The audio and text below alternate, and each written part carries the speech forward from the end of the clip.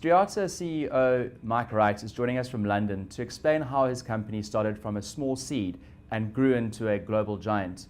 Mike, welcome from London. And where did it all begin, this company? It seems to have really gone to places like Hong Kong, London, Sydney.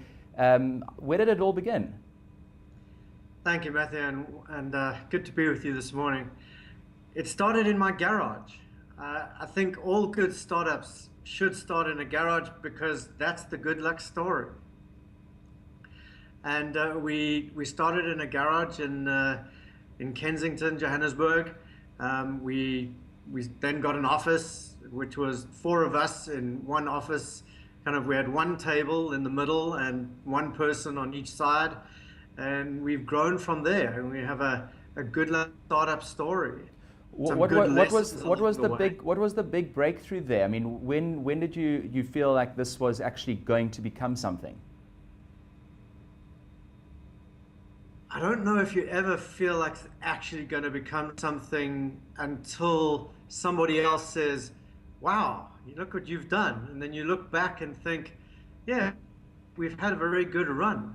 And we decided that we wanted to be in an industry which was at that point not very popular. We were focused on communications and electronic communications, and everybody around me was focused on the web. Sure. So we were the opposite side. It's push versus pull. People were going to websites, and we were saying, well, how about you just send the website to them? What about just sending an email instead of making them come to you? And we took that concept and applied it to customer communications. The front runner being bank statements by email. And because our customers at that stage were some of the big banks, we were able to convince them that this was going to be something where it could save them money from the postage, and it could also improve the customer experience.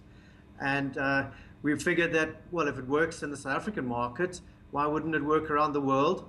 And we sent out our pioneers, and we've grown from there.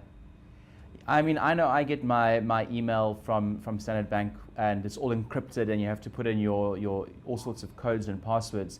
But and that's very much your company's speciality. And the data that you actually are holding is very protected. How does that actually happen? Security is utmost important when you're dealing with customer communications and customer data.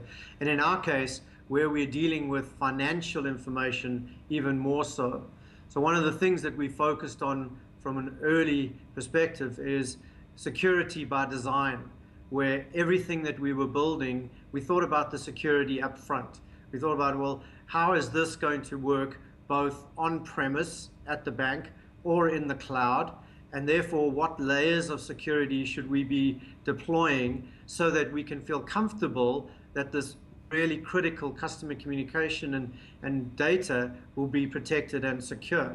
So it was a thought pattern from the very beginning to build it in every part of the way. So let's go back to the whole tech startup becoming a big company and then and taking it global. What were the big challenges and learnings that you got from taking a company in South Africa overseas? Sure, so many. Couple of them is that you've got to choose between culture and network. So we chose culture and network. We chose to send South African people that we knew, trusted, who understood our culture to each of these different jurisdictions, but they landed there without a network. So it then took time for them to build the network up to then grow the business and to develop the relationships that are required to be successful.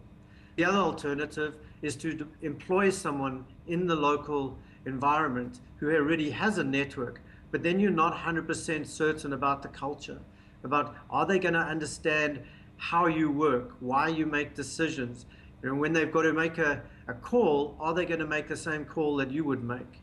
So I guess that's the thing that we started out with. We felt more comfortable in choosing the culture.